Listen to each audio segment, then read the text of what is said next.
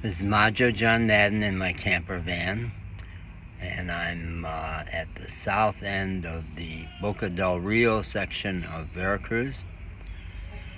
And I am wanting to tell the story of my last psychiatry session. It must have been like, I think, December of 19. I had had 30 years of being misdiagnosed as bipolar, and as a clinical psychologist myself, who had always hated diagnoses, protested. If I had to give a diagnosis to a client for insurance purposes, I'd say, this isn't who you are. This is just one of the stupid psychiatric labels, but we have to use it to get you your money from insurance. I was humiliated. I had had a perfect storm of life crises early in my 40s, and that was crowned by my sex abuse memories coming out, just flattening me. And I got presented to the psychiatrist and got a diagnosis and just said, anything, if you have any kind of a drug that will reduce my pain. And the drugs never did very well. So 30 years of feeling humiliated, not wanting to see any of my old friends because I felt like damaged goods, and taking horrid drugs that diminished my life powers. Couldn't fight back. So I had woken up on June 26th of 2019. I had a spiritual experience that made me whole, and I'd gotten instantly happy. And went to my shrink and said, I want to get off those drugs. And she was a pretty experimental young PA psychiatrist. I knew I liked her when she told me she had been medical staff at a rock concert out in the woods, and she described herself as a hippie chick. So when I said I want to get off these drugs, most psychiatrists will never do that. They say it's a life sentence, you have to stay on them. And I had always taken them because I was on the verge of suicide for 30 years, and didn't want to do that to other people, so I kept taking them. But I knew I could get off them then. She said, she says, I do that with people. Most shrinks don't. We'll do an experiment. We'll get you off them very gradually over 6 months. And I was on a super potent cocktail of high doses of 3 different mood stabilizers. She said, we'll watch you. And some people, when they do this, they find out they're awful and they have to go back on them. Some people don't notice any change, and some people get happy. And that's what happened to me over the course of 6 months. I got happier and happier and happier.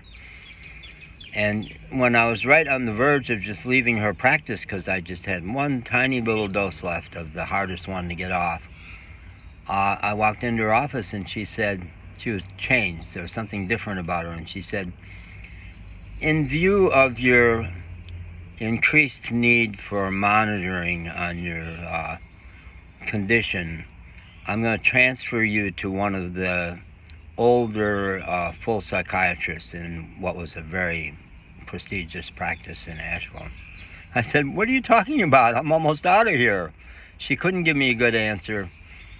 I reconstructed it that somebody was reviewing her notes in that practice and said to her, this guy's been a mess for 30 years. 2 months after he was super suicidal, you let him get off of his meds, he's going to crash and kill himself, and it'll be on us. So they took me away from her and sent me to an older woman psychiatrist who I knew was going to try to intimidate me to get back on the meds. And I was furious. And I was rehearsing. I was going to go in there and read her the riot act. I tried to send her my written description of my waking up experience. She had a policy of she wouldn't review anything like that in advance. So I was even madder. So I was going to go in and really tell her off. And the day before had my appointment with her, I was an ecstatic dancer, free-form improv dancing. And My favorite dance was a wonderful young woman.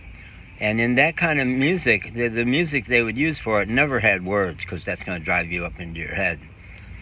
But at that dance, at the very end, she played a track of Ram Dass, Richard Alpert, saying spiritual stuff with just a little background track of kind of ambient music. It was totally unusual music.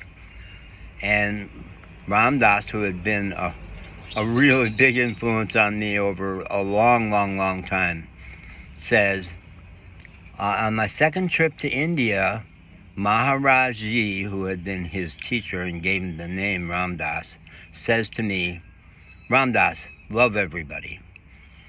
And Ram Dass describes answering him by saying, I can't do that. I'm a New Yorker. I judge people. It's just what I do. And Maharaji said, love everybody and tell the truth. Boom, I got my marching orders for going in and meeting with this Irish lady whose name I'm not able to boot up right now. I'm going to go in there and love her, and tell the truth. And I went to the meeting the next day with a good buddy of mine who was a retired doc and who had said to me, doctors think they're gods, and shrinks know that they are God.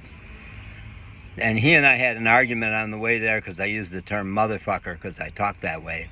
And I think he was still afraid of his own mother, because he said, you use that word in my car again and I'm putting you out right here.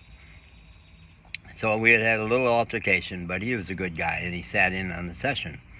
So we were waiting for her to come out, and I was prepared to meet with this very matronly, fierce psychiatrist, and she wasn't.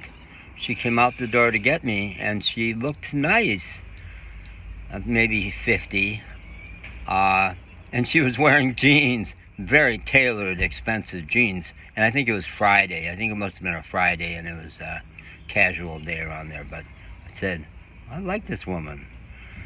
So I went back in her office, and instead of ranting at her about how mad I was at their practice, I said, so Mary, whatever her last Irish name was, are you as Irish Catholic as I am? Did you grow up the way I did?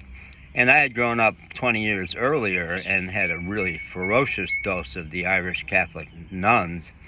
So she hadn't experienced it, but she knew what I was talking about. And we had a love fest. I talked to her about Jubilee that I love so much, and she looked it up online right away and said, well, I'm going to go check that out. And I said something else that she looked up online, and she finally says, but gee, 30 years you've been taking these drugs. Do you have any concerns about getting off the last one? I said, no, I'm better and better, happier and happier. No, I just want off. And she says, okay, I'll help you. We'll break it. I'll give you a prescription for half the dose, and because that's a rugged one to get off. And she said,